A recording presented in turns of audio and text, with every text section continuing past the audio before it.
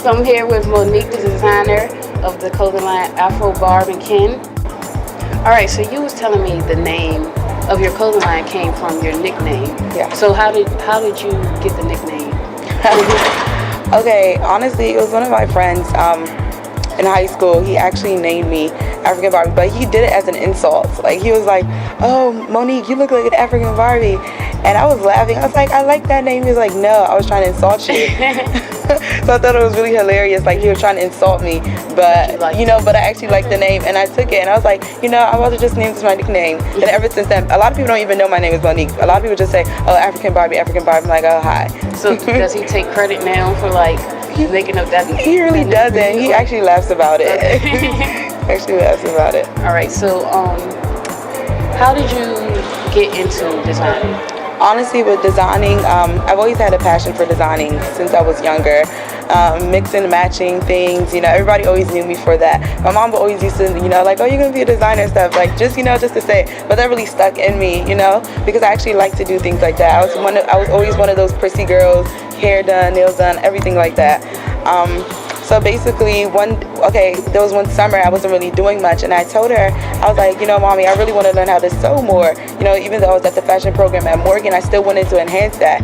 So basically, I told her that she should get me some fabric, because I'm from Nigeria. So that's why I use African fabric, as you can see.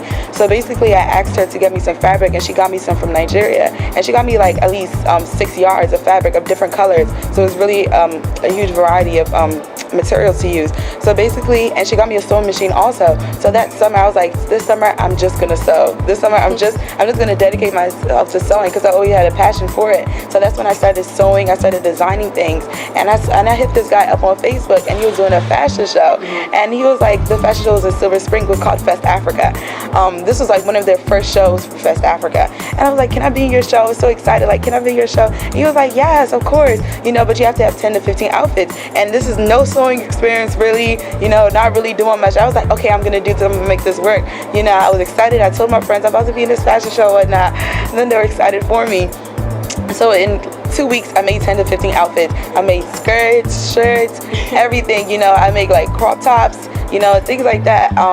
And also, I did the makeup for the models too. I provided my own models. I provided like 10 to 15 models. I was like, I want my girls to look a specific way. I did their hair also, because I do pinups and things for hairstyles. So I did their hair also.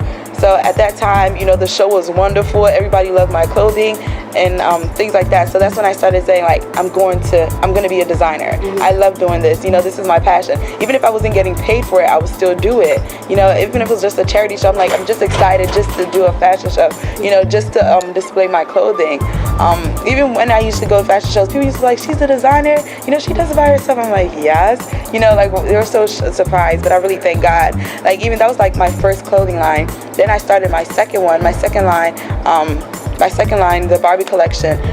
That one was really inspired by God, because God shifted my focus. And like for my clothing line, the Bible verse I use is Matthew 6:33, and it says, "Seek first the kingdom of God and all His righteousness, and everything else will be added unto you." So I was really seeking God at that time, and I produced a lot of fruit from seeking Him, like in my clothing line, in my direction, in school, and everything that I did. So can you describe the modern African woman? The modern African woman is somebody that's really actually carries herself with dignity, with pride, but also with humility, but is still fashionable, with respect. Because the modern African woman, in our culture, we don't believe in like disrespect or anything like that. We take it very seriously. So the modern African woman, she still looks presentable. She could still go, the same outfit she's wearing to church is the same outfit she can wear to go and pick up somebody, or the same thing basically, because she could go see her parents or see somebody else's parents with that same outfit. So basically carrying yourself with a lot of confidence, and being proud of what you're wearing and being confident in what you're wearing. Which that kind of ties into the whole philosophy of all-purpose flower, like ladylike femininity, exactly, creativity. So how do you connect with the total all-purpose flower philosophy of creativity, feminine, ladylike, modesty, but still showing your individuality? How important is that to you?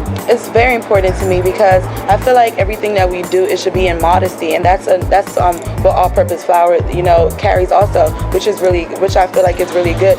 Not doing too much, but not doing too little. But still carrying yourself in a dignified way. So I feel like that really ties into my theme of Afro Barb, and it ties into all-purpose flour. So it's like working together for a vision, for a particular vision. Looking at women in a different way, in a different spectacle, because I don't want them to look at women as a short dress and stuff like that. Women can also carry themselves dressed up nicely, covered, and still looking nice and still looking dignified. Yeah.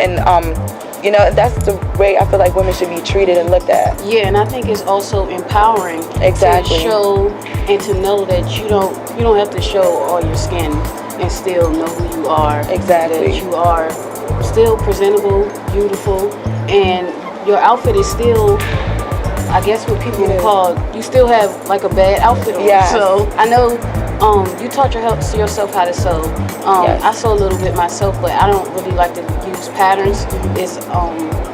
Is that important to you, like using patterns, or more so draping, or using mannequin, or? For me, more so, I don't like patterns, to be honest, because I feel like patterns put you in a narrow mind, a narrow direction. This is what the pattern says, this is what I must do. But no, with my designs, I like to be more creative, more flamboyant. So I believe like patterns kind of like throw me off. I can use it as a guide sometimes, but I rarely do. I usually like to put it on mannequins, drape, even just sketch and draw it out, like flat pattern. Also, so, just to get that design I really want, because I don't want anything to alter my designs.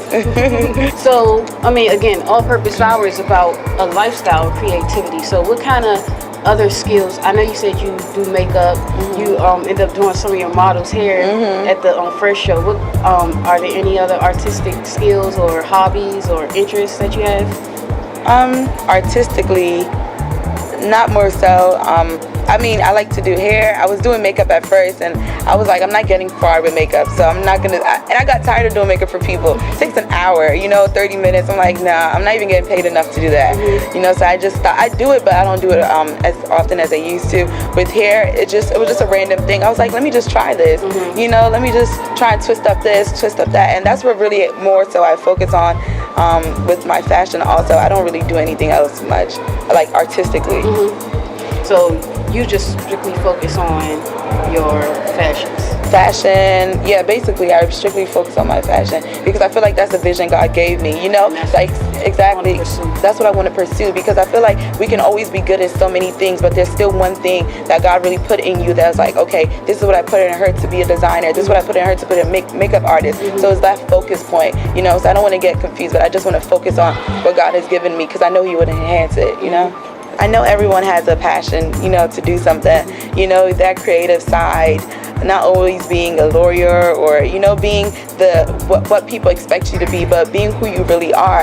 And I feel like the only way you could really find that is by really seeking God and knowing who He is and what He really created you for. Because I feel like God created me to be a designer. God might have created somebody else to be a makeup artist or, to be an engineer or whatnot. But that creative ability is in everyone. So I feel like if you seek God and if you know who He really is, He'll be able to establish that and show you who you really are.